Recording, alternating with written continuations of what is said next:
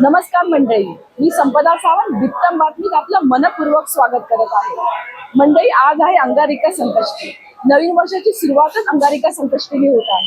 या विशेष कार्यक्रमात मंदिराचे अध्यक्ष सदार सरवरकर यांच्याशी आपण संवाद साधणार आहोत. तर महाप्रसाद हा लाडू कसा तयार केला जातो, नारळवड्या कशा तयार केल्या जातात, त्याचे प्रमुख विजय सरांशी आपण संवाद साधणार आहोत. तर सिद्धिविनायकचा इतिहास काय आहे, अंगारिका का साजरी केली जाते, या संदर्भात सांगत आहेत गुरुजी प्रशांत सर. चला तर मग आपण त्यांच्याशी संवाद साधूया. नमस्कार, आपल्या सोबत आहेत सिद्धिविनायक मंदिरचे ज्येष्ठ गुरुजी प्रशांत विष्णू मणेरीकर. नमस्कार सर. नमस्कार. एवढी मोठी कोट्यावधी भक्तांचं श्रद्धास्थान सिद्धिविनायक. हो. तर सिद्धिविनायकच्या इतिहासाबद्दल, मंदिराच्या इतिहासाबद्दल काय सांगाल? मंदिराचा इतिहास म्हणजे जवळजवळ 250 वर्षापूर्वीचा हा इतिहास आहे. आणि तिथे गृहस्थ, एक पाटील नावाचे गृहस्थ होते. ते इथे तळं होतं मोठं मंदिराच्या, जे आता हे आहे ना दीपमाळ आहे, तिथे एक मोठं तळं होतं. त्या तळ्यात ही मूर्ती सापडली आणि त्या तळ्यात मूर्ती सापडल्यानंतर त्यांनी ती एक आपल्या भावनेप्रमाणे एक स्थापन केली, एक छोटीशी घुमटी करून. त्या घुमटीत त्यांनी ती देव ठेवला आणि तिथून ते रोज त्यांची पूजा करायची. मग काही दिवसांनी आजूबाजूचे म्हणाले की एक गुरुजी ठेवा तिथे. असं करून मग गुरुजी ठेवले. ते गोविंदराव फाटक हे त्यांचे ते गुरुजी ते पूजा करायचे. ते मध्ये काम करायचे, मिलमध्ये जाऊन ते काम करून आपल्या वेळाप्रमाणे ते रोज पूजा करायचे. पूजा, आरती, नैवेद्य सगळं करायचे. आणि त्याच्यानंतर मग त्यांचे त्यांचा मुलगा, असे ते पिढ्यानपिढ्या जवळजवळ 2-4 पिढ्या त्यांच्या तशा पूजे या सिद्धिविनायकचं हे करायला गेल्या. त्याच्यानंतर त्यांनाच आपले जांभेकर महाराज, इथे शिवाजी पार्कच्या जवळ जांभेकर महाराजांचा मठ आहे, तिथे त्यांना त्या फाटकांना हे झालं, साक्षात्कार झाला की इथे मंदार नावाचं वृक्ष तिथे तुम्ही जर लावलात मांदार, तर तुम्हाला आपल्या सिद्धिविनायकची अजून प्रचिती मिळेल. म्हणून त्यांनी तो आता जिथे वडाचं झाड आहे तिथे मंदाराचं झाड होतं. ते काही वर्षांनी लोप पावलं, म्हणजे गेलं ते हे. तर तिथून मग सिद्धिविनायकची प्रचिती लोकांना भरपूर यायला लागली. लोकांचे आशीर्वाद, लोकांना म्हणा नवस, जे कोण असतील, जी काही इच्छा असेल ती पूर्ण व्हायला लागली. त्यामुळेच आज एवढे भाविक यायला लागले. साधारण 92 नंतर मंदिराची आपल्या नवीन हे झाली, वास्तू झाली. आणि तिथून मग लोकांना सगळ्यांना माहिती पडलं की बाबा दर्शनाला आपण तिथे गेलो पाहिजे एकदा तरी. ह्याने इच्छेने लोक येतात. काही लोकांचे अनेक मनोकामना असतात, त्या पूर्ण हा सिद्धिविनायक करतो. म्हणून लाखोनी भाविक येतात, रोज लाखोनी येतात, हजारोनी येतात. मंगळवारी तर जवळजवळ सकाळी जे 3 वाजता दर्शनाला चालू होते, 3:15ला, ते रात्री 12 वाजेपर्यंत लोक अजिबात लाईन संपत नाही, एवढी प्रचिती आहे लोकांना. 40 वर्षाचा तुमचा अनुभव आहे सेवेचा. तर काय सांगाल, म्हणजे कधी उत्साह, कधी थकवा नाही किंवा काय नाही, तर तुम्ही त्याबद्दल? आम्हाला कधीच उत्साह नाही असं कधीही झालेलं नाही. कायम आम्हाला एक सिद्धिविनायकची त्यांची जी पॉवर आहे ना, ती आम्हाला हे आमच्याकडून कामं करून घेते. आम्ही काही करत नाही, पण ते आमच्याकडून करून घेतात. सिद्धिविनायक इतकी आमची प्रचिती आहे, आम्हाला त्याचा आत्मविश्वास आहे की त्यांच्याशिवाय आम्ही काही नाही असंच आम्हाला वाटतं. त्यामुळे आम्हाला बाबा असं काही प्रॉब्लेम झाला, कधी कोणालाही असा प्रॉब्लेम झाला नाही की जेणेकरून आज बरं नाही, उद्या बरं नाही, असं कधीही नाही. प्रत्येक जण, जे आम्ही आता पुजारी 40, सर्वसाधारण 40 लोक आहोत. परमनंट आम्ही 32 आहोत. शिफ्टमध्ये होतं, आमच्या शिफ्टमध्ये सगळं हे होतं एकमेकाच्या. आम्ही सकाळी 8 तास, सकाळी पूजेला 2:30ला 3:30ला चालू करतात पूजा पहाटे, ती 5ला संपवतात. 5 नंतर 5:30ला आरती होते. आरतीनंतर भक्तांना दर्शन दिलं जातं रोज. आणि दुपारी 12:20ला नैवेद्य, तो 12:30 पर्यंत असतो. त्यानंतर पुन्हा लोकांना दर्शन दिलं जातं. बाकी दिवसभर कुठे कधीही बंद केलं जात नाही आपल्याकडे. फक्त नैवेद्यासाठी 15 ते 10 मिनिटं बंद केलं जातं. बाकी शेवट शेजारती 9:50ला शेजारती होते दररोजची. मंगळवारची लोकांची लाईन संपल्यानंतर शेजारती होते. त्यानंतर देवाला झोपवलं जातं आणि मग प्रत्येकजण आपापल्या घरी जातो. ऑनलाईन आता करतं, ऑनलाईन अभिषेक म्हणा हो आणि प्रत्यक्षात असलेला अभिषेक, हो. तर तुम्हाला काय जाणवतं की प्रत्यक्ष असलेला अनुभव चांगला असतो की येऊन त्या लोकांनी केलेला अभिषेक पूजा आणि ऑनलाईन पद्धतीचं? तर काय प्रत्यक्षात जी केलेली पूजा आहे ती सगळ्यात उत्कृष्ट समजली जाते. पण काही भाविकांना जमत नाही, कामाच्या निमित्ताने म्हणा, नोकरी धंदा ह्याच्याप्रमाणे. मग त्यांनी अशी ती पूजा करतो, पण त्यांची आम्ही समोरच त्यांच्या समोर ते समोर असतात आणि आम्ही त्यांच्या समोर पूजा सांगतो. ते तिथे बाप्पाला नमस्कार करून असतात. त्यांचं काय असेल मनातील इच्छा असेल ती पूर्ण होते. ह्यामुळे काही लोक असं हे करतात. ती सोयी केलेली आहे, देवस्थानने सोय केलेली आहे की जेणेकरून त्या भक्ताला चांगला आशीर्वाद मिळावा, ह्यासाठी ह्या सोयी केलेल्या आहेत. पण प्रत्यक्षात जर येतं तर काही प्रॉब्लेम नाही, तो येऊ शकतो कधीही. त्याचे कधीही आठवड्यातून संपूर्ण दिवस, मंगळवार म्हणा कुठलाही दिवस असला तरी पूजा बुकिंग केल्यानंतर त्याची पूजा केली जाते, पूर्ण व्यवस्थित नाव गोत्र घेऊन केलेली जाते. आज आहे अंगारिका, तर अंगारिका का केली जाते, त्या मागची कथा काय? आणि दर महिन्याची संकष्टी आहे, ती दर महिन्याच्या संकष्टी मागची पण कथा काय, म्हणजे थोडक्यात प्रेक्षकांना कळेल की बाबा अंगारिका आणि संकष्टीमध्ये काय फरक आहे आणि काय आहे. संकष्टी ही एक संकट विमोचन, म्हणजे आपल्यावर जे काय संकट येईल ते बाप्पा तू घे, हे आपण त्याची प्रार्थना केली जाते. त्यात उपवास का केला जातो? जेणेकरून त्या निमित्ताने आपण देवाची थोडीफार भक्ती करू शकतो. आपणाला देव समोर आहे. आपण हिंदू असल्यामुळे आपण मूर्तीपूजा केली जाते आपली, आपण मूर्तीपूजा मानतो, त्यामुळे मूर्तीची पूजा केली जाते. आणि आता महिन्यातून 12 संकष्ट्या करायच्या ह्या सगळ्यांनाच जमतं असं नाही आताच्या बदलत्या आयुष्यमानाप्रमाणे. म्हणून एक अंगारिका जरी केली किंवा महिन्याच्या 12 महिन्याच्या एक संकष्टी दर महिन्याला जर केली तर एका अंगारिकेचं पुण्य मिळतं. म्हणून जर संकष्टी तुम्हाला नाही जमली तर अंगारिका तर नक्कीच करावी असं मला वाटतं आणि मी करतो. अंगारिकेमागची कथा काय आहे? म्हणजे अंगासूर नावाचा राक्षस दैत्य हा देवदेवतांना भरपूर त्रास देत होता. त्यामुळे हे अंगासूर राक्षसाला नमोहरम करण्यासाठी सगळ्या देवांनी प्रयत्न केला. शंकराने केला, शंकर विष्णूपासून सगळ्या देवांनी प्रयत्न केला, पण तो त्यांना नमला नाही. म्हणून ते सगळे देव गणपतीकडे आले, तूच काय ते ह्याचा संहार कर. म्हणून ज्या दिवशी राक्षसाचा त्या दैत्यासुराचा नाश केला तो दिवस हा अंगारक दिवस समजला जातो. आणि हा अंगारक हे मंगळवारी येतो, म्हणून अंगारक संकष्ट चतुर्थी असं म्हटलं जातं. खूप छान सर, खूप माहिती सांगितली. जाता जाता भक्तांना काय सांगणार? भक्तांना हेच एवढंच सांगायचं की त्या समोर सिद्धिविनायकाच्या चरणी तुम्ही लीन व्हा, नतमस्तक व्हा आणि सर्वांना आयुष्य आरोग्य चांगलं लाभू दे ही मी बाप्पाकडे प्रार्थना करतो.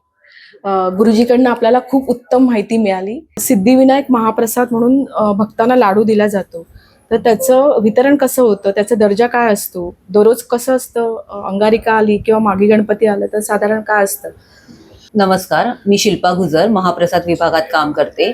आमच्याकडे महाप्रसादाचे लाडू बनले जातात. तर 2 लाडू 30 रुपयाने आम्ही विकतो, विक्रीकरिता असतात.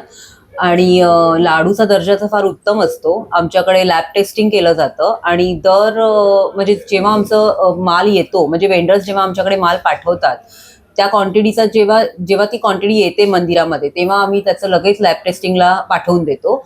आणि रॅन्डमली आमच्याकडे 1-2 महिन्यांनी 3-3 महिन्यांनी लॅब टेस्टिंग हे चालूच असतं कंटिन्युअस. आणि त्याच्यामुळे तो दर्जा कमी नाही झाला पाहिजे किंवा तो दर्जा उत्तमच राहिला पाहिजे ह्याच्यासाठी आमचं खूप बारीक लक्ष असतं. दिवसाला आमच्याकडे 40,000 ते 50,000 लाडू बनतात, परंतु अंगारिका असली तर विशेष आम्हाला लक्ष द्यायला लागतं, कारण मंदिरामध्ये येणाऱ्या माणसांची संख्या पण खूप जास्त असते. त्या कारणाने आमच्याकडे दिवसाला अंगारिकेसाठी 2 लाखापर्यंत आम्ही लाडू बनवणार आहोत आता. 2 लाख लाडू भाविकांसाठी, आणि तेवढे संपतातही लाडू आमचे. पण हे 2 लाख लाडू बनवतानाही आमचा दर्जा तोच असतो. आमचा जो फॉर्म्युला आहे लाडूचा तो चेंज होत नाही, तोही तसाच असतो.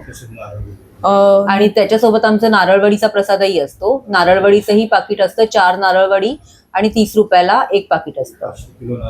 आणि 500 किलो नारळवडी दिवसाला बनते. ओव्हरऑल या विभागामध्ये किती एम्प्लॉई आहेत कामाला? ओव्हरऑल आमचे एक विभाग प्रमुख आहेत विजय खापणे म्हणून, आणि त्याच्यानंतर आम्ही तीन क्लर्क इथे वरती बसतो आणि बाकी सगळेजण खालती असतात. वितरण कक्षामध्ये 16-17 एम्प्लॉईज आहेत. 4 काउंटर आहेत आमचे विक्रीचे. तुम्ही किती वर्ष काम करता सर इथे? मला 5 ते 10 वर्षाचा अनुभव आहे. अच्छा, तर काय सांगाल ओव्हरऑल ऊर्जा काय असते तुमची की 24 तास काम केलं जातं इथे? आता ते सिद्धिविनायकाचं आमच्याकडून करून घेतो ऑटोमॅटिकली, म्हणजे आनंद पण वाटतो. प्रसाद म्हणजे आपल्याला करणं सेवा होते. वेगळ्या ठिकाणी काम करणं, कंपनीत वेगळं, आणि सिद्धिविनायक गणपतीची सेवा करता करता आपल्याला ते सौभाग्य लाभले, हेच खूप मोठी गोष्ट आहे आमच्याकडे. सिद्धिविनायक महाप्रसादाचे प्रमुख विजय खापणे ते आपल्याला माहिती सांगत आहेत. सिद्धिविनायकच्या लाडूची प्रक्रिया कशी होते? सुरुवात आपण पहिल्या प्रक्रिया, बेसन तिकडे चाललं जातं आणि बेसन हे सम्राट बेसन जो आहे तो सम्राट कंपनीचा 1 नंबरचा वापरला जातो. त्यानंतर आपण जे बुंदी पाडली जाते. बुंदी पाडल्यानंतर आपण दुसरी प्रक्रिया आहे ती साखरेच्या पाकामध्ये, साखरेचा पाक, पाणी, बेदाणा, काजू तुकडा, जायफळ पावडर ही प्रक्रिया आहे. सगळं मशीन मधनच होतं? हो, मशीन मधनं. बुंदी मशीन मधून फक्त हे घोळण्याचं काम टोपामध्ये मॅन्युअली होतं. कशी ड्युटी आवर्स कशी असतात या लोकांची? ड्युटी म्हणजे सकाळी 7 ते रात्री 7 वाजेपर्यंत. अच्छा, सकाळी 7. आणि अंगारिका संकष्टी? अंगारिका संकष्टीसाठी रात्री पहाटे 3 ते 11-12 वाजेपर्यंत. दुसऱ्या दिवशी दर्जा कसा असतो? दर्जा उत्कृष्ट आहे. तूप गोकुळचा वापरला जातं. कोल्हापूर जिल्हा सहकारी बँकेत सहकारी अजून 15 ते 20 वर्ष काम करतो. म्हणजे लाडू सुरू झाले मंदिरात. नाव काय तुमचं? शिवराम शिंदे. दररोज किती बनवतात? रोज साधारण 70,000, सध्या 70,000 लाडू बनतात रोजचे. आणि शिफ्ट ड्युटी मध्ये असता का तुम्ही? ड्युटी रोज कसे असतात? नाही, ड्युटी साधारण सध्या आधी कंटिन्यू चालतं, कारण अंगारिकेचं आपल्याला स्टॉक करत असतो. साधारण 2 लाख लाडू लागतात आपल्याला. अनुभव काय तुमचा? अनुभव माझा 20-25 वर्षाचा अनुभव मंदिरात अनुभव. थकायला होतं? काय होतं? ऊर्जा मिळते? कसं असतं? ऊर्जा तर मिळतो. जेव्हा आपण काम करतो तर ऊर्जा असतेच, ऊर्जा मिळतेच आम्हाला. लाडू जेव्हा सुरुवात झाली ना त्यावेळेसून हे काम करतात, लाडूचंच काम करतात. इसवी सन 2000 लाडू पासून. बनवण्याचं काम.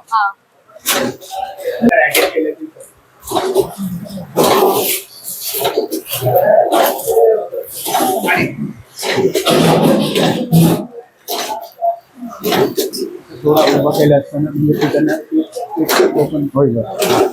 तो पण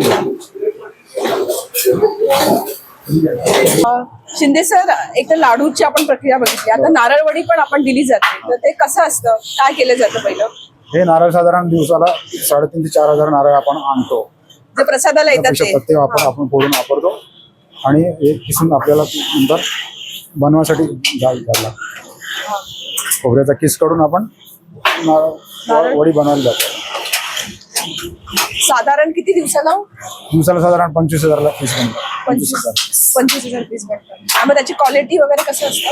क्वालिटी चांगली असते आणि आपण लिमिट म्हणजे साखर कमी प्रमाणात वापरून चांगल्या प्रकारची वडी आपण. मग एखादा खराब असेल तर तो बाजूला टाकतो? तो बाजून फोडताना आपण त्याला साईडला टाकायचा. किसून झाल्यानंतर प्रक्रिया काय? जो किसलेला नारळ असतो तो आपण याच्यामध्ये आणून टाकतो. हे मशीन गॅसवर चालतं, खाली गॅसवर चालतं मशीन, आणि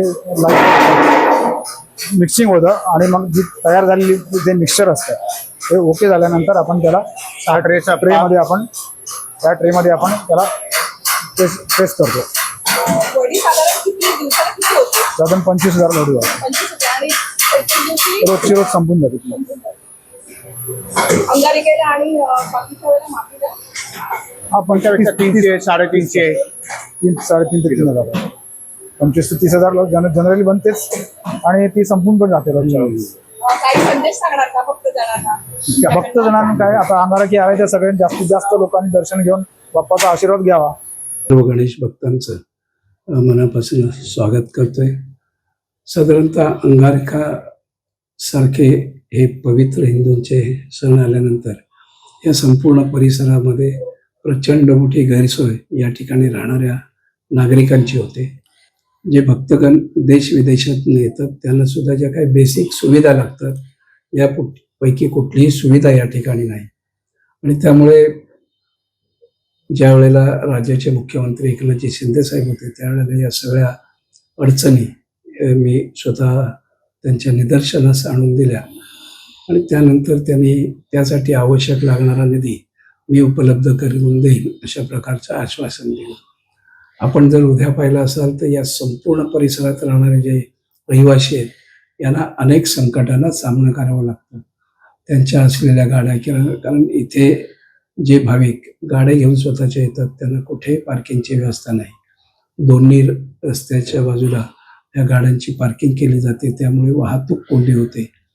जे भक्तगण साधारण उद्याच्या दिवसभरात 5-1 लाख भक्तगण हे या श्री सिद्धिविनायक मंदिरामध्ये दर्शनासाठी येतील, पण त्यांना आवश्यक असलेली कुठलीच सुविधा नाही. आणि या सगळ्या गोष्टींकडे या पूर्वीच्या ट्रस्टीने किंवा जे कोणी जबाबदारीने काम करत होते यांनी कोणी लक्ष दिलेलं नाही. या सगळ्या अडचणी एकनाथजी शिंदे साहेबांना सांगितल्यानंतर त्यांनी आश्वासित केलं की आपल्याला आवश्यक असलेला निधी हा या कामांसाठी मिळेल. आणि मग या कामांमध्ये आत्ता जे मुंबई महानगरपालिकेने एक टेंडर काढलंय त्याच्यामध्ये साधारण 70 कोटीचा आहे आणि त्याच्यामध्ये पार्किंगसाठी साधारणतः 400 गाड्यांसाठी पार्किंग, त्यानंतर प्रवेशद्वार. सिद्धिविनायक मंदिर हे लोकांना विचारत यावं लागतं, त्यामुळे त्याचं प्रवेशद्वार निर्मितीचं काम येणार आहे. आजूबाजूला जे भक्तगण येत आहेत या भक्तांसाठी उभा राहायची सुद्धा व्यवस्था नाही. जे आजूबाजूचे रहिवासी राहतात त्यांना प्रचंड मोठ्या त्रासाला सामोरे जावं लागतं आणि त्यामुळे व्यवस्थित रांग लावली जावी. त्यांना जे भक्तगण येत आहेत त्यांच्यासाठी सुविधा ज्या बेसिक सुविधा आहेत ह्या उपलब्ध व्हाव्यात आणि आजूबाजूच्या जे रहिवासी राहत आहेत यांना या सगळ्या त्रासातून मुक्त करावं आणि आलेल्या भक्तांसाठी सुविधा उपलब्ध करून द्याव्या, हाच या सगळ्या निधी मागण्याचा आणि इथे जे प्रकल्प उभा राहणार आहे त्याचा मुख्य उद्देश आहे. अध्यक्षपदी तुमची निवड झाली तर तुम्ही काय बदल केले सिद्धिविनायक मंदिरामध्ये? मला असं वाटतं खूप मोठ्या प्रमाणात आम्ही एक बदल केले. रहिवाशांना तासन तास रांगेत उभं राहायला लागायचं, त्यासाठी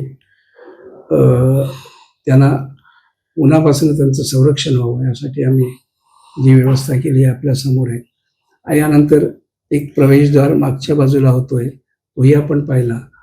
काकासाहेब गाडगिळ मार्ग हा मार्ग सुद्धा कॉन्क्रिटीकरण झालेला आहे.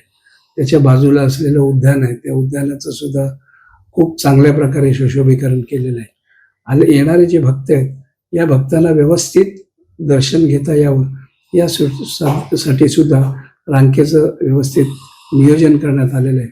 मला असं वाटतं की आम्ही सर्व न्यासाचे ट्रस्टी आणि इथला कर्मचारी वर्ग आलेल्या सर्व भक्तांना व्यवस्थितपणे दर्शन व्हावं आणि आलेले भक्त आपापल्या ठिकाणी व्यवस्थित जावे यासाठी जी जी काही गरज आहे ह्या सगळ्या व्यवस्था केलेल्या आहेत. बाजूच्या मैदानामध्ये सुद्धा पेंडॉल उभा केला जातो. तिथे करमणुकीचे 3, 4, 5 तास जर रांगेत राहणार असतील तर त्या भक्तांसाठी सुद्धा करमणुकीचे काही कार्यक्रम नवीन वर्षानिमित्त ठेवलेले होते. उद्याही तसा आमचा प्रयत्न राहील. मला असं वाटतं मंदिर म्हणून जे करणं आवश्यक आहे हे सर्व आम्ही करतो आणि हे करत असताना आजूबाजूचे राहणारे रहिवासी आहे कामना सोसायटीचे वगैरे मनापासून आभार व्यक्त केले पाहिजेत. त्यांना अनेक त्रासांना सामोरे जावं लागतं पण त्यांनी कधीही तक्रार आलेल्या भक्तांबाबत केलेली नाही. मी त्यांचेही आपल्या माध्यमातून मनापासून आभार व्यक्त करतो. सिद्धिविनायक ट्रस्ट सामाजिक कार्यामध्ये किती प्रगल्भ आहे? आम्हाला प्रत्येक जे या ठिकाणी नागरिकांसाठी सुविधा करायची आहे, उदाहरणार्थ आम्ही साधारणतः पर डे म्हणजे प्रत्येक दिवशी महाराष्ट्रातनं येणारे जे रुग्ण आहेत या रुग्णांसाठी आर्थिक मदत करतो. ही साधारण प्रत्येक दिवशी 400 ते 500 लोकांची असते, म्हणजे लाखो लोकांना ही सिद्धिविनायक न्यासाच्या वतीने रुग्णांसाठी आर्थिक मदत केली जाते. त्यानंतर जे विद्यार्थी आहेत साधारण 10वीच्या पुढचे, या विद्यार्थ्यांना मोफत पुस्तकं पुरवली जातात. डायलिसिस सेंटर आम्ही स्वतः चालवतो. हे 2-3 आहेत. आणि कोणी आमच्याकडे जर डायलिसिस सेंटरची मागणी केली तर आम्ही ही सेंटरसुद्धा त्यांना उपलब्ध करून देतो. धारावीत आता नव्याने एक डायलिसिस सेंटर उभं राहते. हे ज्या गरजेच्या गोष्टी आहेत आणि ज्या नियमात बसून करणं शक्य आहे, हे सगळ्या करण्याचा आमचा प्रयत्न असतो. भक्त, नॉर्मल भक्त असतात ते खूप तासनतास लाईनीत उभे राहतात आणि VIP मधनं लगेच दर्शन होतं, म्हणजे असा भेदभाव का सर? खरं आहे की सरकारी कर्मचारी, पोलीस डिपार्टमेंटचे मोठे अधिकारी, मंत्रालयातली मोठी मंडळी, ही सगळी वेळात वेळ काढून या ठिकाणी दर्शनासाठी येतात आणि मग त्यांना दर्शन देणं हे आम्हाला क्रमप्राप्त असतं. पण आमचा हा एक प्रयत्न राहील की इतर जी महाराष्ट्रातली देवालय आहेत, ह्या देवालय उदाहरणार्थ शिर्डी आणि हे तशाच प्रकारची व्यवस्था, ही आमचं मत आहे की अशाच प्रकारचे सर्वसामान्य आणि जे गणेश भक्त आहे याला दर्शन हे साधारण सारखंच मिळालं पाहिजे. त्याच्यात VIP आणि VIP असं काय असू नये, अशा प्रकारची आमच्या मनातली इच्छा आहे. बघू आता ह्या कामाला कधी सुरुवात होते, पण लवकरच आम्ही करू ते. नाही सर, म्हणजे आपण पैसे देऊन 500 रुपये पास देऊन जे दर्शन होतं त्या संदर्भात सर. पास म्हणजे मी आल्यापासून पास देणं हा प्रकारच आम्ही बंद केला. पास दिला जात नाही. हा काही VIP जे सरकारी कर्मचारी असतात किंवा अधिकारी आहेत, IAS ऑफिसर असतात, हे मंडळी येतात सरकारकडनं किंवा तशा प्रकारच्या सूचना आहेत. पण आम जनतेला व्यवस्थित दर्शन व्हावं हीच आमची खऱ्या अर्थाने कसरत असते आणि ती आम्ही करण्याचा प्रयत्न करतो. मंदिराचे तुम्ही खरे भक्त, सिद्धिविनायक मंदिराचे पूर्ण साफसफाई तुमच्या हातात असते, तर तुम्ही काय सांगणार, किती वर्ष कार्य करता? माझे तरी तुमचं नाव सांगा. माझं आणि नाव समीर राजेंद्र शिवलकर आहे. माझे 15 वर्ष तरी झाले मला, आणि हे काम करताना मला खूप अत्यंत म्हणजे बरं वाटते की ते देवाच्या चरणी सेवा करायला भेटते. हे मोलाचं काम आहे देवाच्या चरणी, त्यामुळे भरपूर चांगलं वाटते, आनंदी मन होते आम्हाला. एवढ्या मोठ्या मंदिरात तुम्ही मोठं काम करता, तर काय सांगाल, किती वर्ष करता? तुमचं नाव काय? माझं नाव अनिल परब. जवळजवळ मला 28-29 वर्ष ते मंदिरात सर्व्हिस झाली आहे. आणि आपल्याकडे मंदिरामध्ये अंगारकीला 1:30ला मंदिर चालू होतो. जवळजवळ रात्री जी लाईन भरपूर असल्यामुळे 10 लाख 12-15 लाख आपल्या मंदिरात भाविक येतो आणि 1-1.5-2 वाजतो मंदिर बंद व्हायला. मंडळी, आज आपण पाहिलं श्री सिद्धिविनायक मंदिरातील श्रद्धा आणि सेवा यांचं जिवंत चित्र. सिद्धिविनायक ट्रस्टचे अध्यक्ष सदा सरवणकर सरांनी 500 रुपये दर्शनाचा VIP पास बंद करून सर्व भक्तांना श्रीच्या दर्शनासाठी समान वागणूक दिली. तर गुरुजींनी कथेचं पठण केलं आणि सर्वात महत्त्वाचं म्हणजे मंदिरातील सर्व स्टाफ यांच्याशी आपण मनमोकळ्या गप्पा केल्या. त्यांच्या या मेहनतीमुळे भक्तांना सोयीस्करित्या दर्शन मिळतं आणि प्रसादाचा लाभही मिळतो. मंडळी, हा भक्तिमय व्हिडिओ आवडला असेल तर लाईक करा, सबस्क्राईब करा आणि शेअरही करा. गणपती बाप्पा मोरया, मंगलमूर्ती मोरया. पुन्हा भेटूया एका नवीन कार्यक्रमासह. नमस्कार.